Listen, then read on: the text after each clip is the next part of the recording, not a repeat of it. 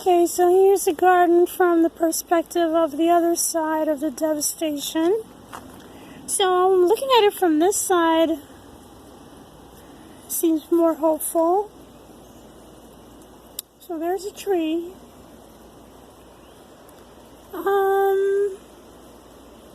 Yeah, anyway, so I'm looking at the stuff over here. I actually have some peppers I need to pick.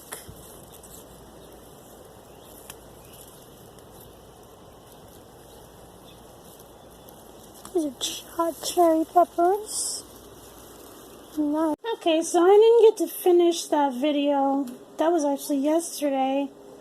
I didn't get to show you the stuff that I dug up because I was too busy trying to recover things out of the garden. And this is from what I was able to get out from underneath one of those big tree branches. I got a bunch of I got this one jalapeno and a bunch of cayenne peppers, and I'm making this this ristra. That's what you call those fancy. Well, they're not even fancy. I guess they're very humble. Chili pepper strands. You know, you string up the peppers. Basically, you just have a regular needle. Well, this is a fairly long needle. It's got a fairly big hole. And this is a little bit thicker than your normal thread. And you just basically are going to poke a little hole into the pepper. I'm going to try and get this a little closer. So you're trying to make sure that when you pierce the pepper to string it up, you're not poking the actual fruit, because if you do, it introduces fungus and whatever other bacteria. So you don't want that. You want to poke the stem, and you want to try not, to go like sort of above this part, because this is part of the fruit underneath here. The closer part to the stem by the fruit. So you kind of poke a little bit higher than that. This is nice and fleshy. And try to poke right into the middle. And then that's it.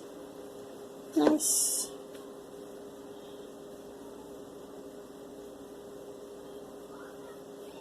That's basically it. So, yeah, so I was looking at the backyard yesterday, and aftermath of the fallen tree fiasco. I guess I was mentioning in another video that the landlord kind of busted me back there. Well, I wasn't back there. My brother was back there, kind of hacking away at the tree, and they told us not to go any further with trying to clear any of the trees. So I did that.